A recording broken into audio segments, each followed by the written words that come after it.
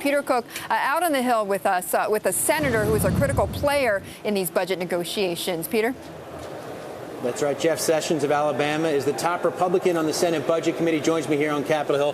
Thank you very much for the time. We saw Speaker Boehner, the Senate Majority Leader Harry Reid at the White House late last night. What are the chances right now you think we're going to see a shutdown on Friday? Well, I hope that we can get things worked out in a way that's consistent with the message of the last election. There was a shellacking of the big spenders. The Democrats couldn't even pass a budget, so they passed a 5-month spending.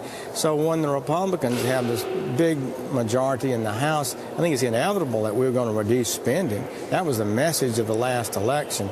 So to some degree, I think President Obama and the Democratic leadership, particularly in the Senate, were in denial. But we're making progress. We're moving forward, and hopefully we can get some numbers that people can live with. Are you any less confident that there is going to be a shutdown on Friday? And what about those who suggest Republicans want a shutdown to make a point, to make a line in the sand here? Well, I think the House has already sent over a bill that funds the government through the rest of the year. Who's shutting down the government? Who's rejecting? The Senate hadn't passed a counter bill. So the one piece of legislation would fund the government.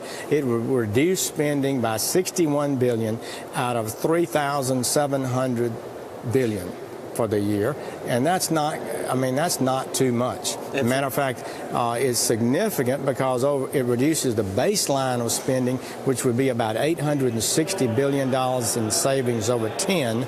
But in the short term, it's not a huge hammer to the economy or to spending. Well, let me ask you about the bigger picture here, because to some extent what we're talking about here, the billions in dollars, it's almost a sideshow given the bigger fight over the next year's budget, the years after that. You had Paul Ryan roll out his plan over in the House of Representatives. What's your level of optimism that this minor skirmish here can lead to a broader consensus on those budget battles to come? Because there's a lot of skepticism right now. Well, the American people are engaged in this. My phone is ringing off the hook, say don't give in, keep fighting. But so I do think there's an incorrect perception that discretionary spending is not meaningful. It is meaningful.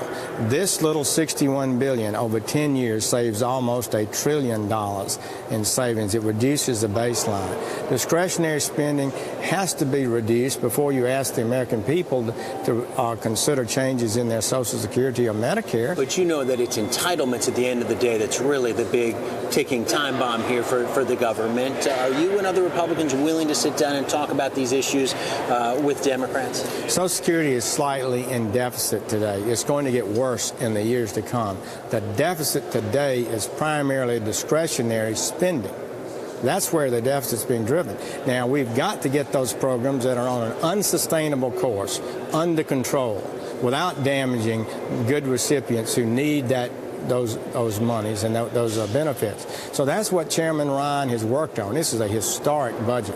For the first time ever, he's looked at the long-term health of our economy, the long-term health of America. He's proposed a solution that will actually work.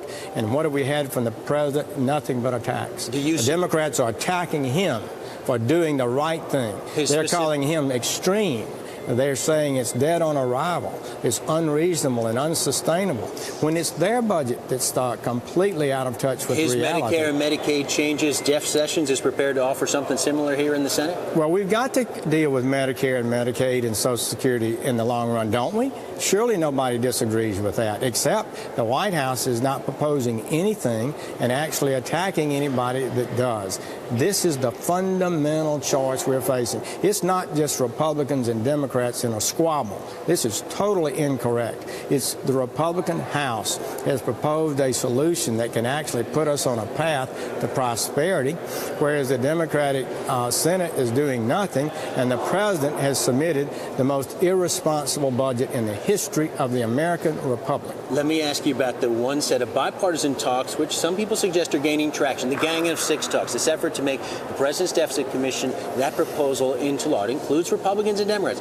You're not part of those talks right now. What do you make of the notion that those talks are gaining traction because Mr. Ryan's plan, as you said, unacceptable to Democrats, the president's proposal, unacceptable to Republicans. This is bipartisan. This might work. What do you make of that? Well, I hope it works. Nothing would make me happier. But we've got to see if there's a plan that will actually make a difference. I don't think there's going to be an agreement. If President Obama says there can't be any changes, that his budget's got to be the one he just submitted to us is going to be the baseline of spending, I don't see how that's possible. But it also is reaching a point where the Gang of Six is either got to produce something or not. We're already on top of the budget deadline for passing a budget. The excuse has been, well, we are hoping that the Gang of Six might reach an agreement. It would make me happy if they reached a good agreement. All right. And we'll see. All right, Senator Jeff Sessions.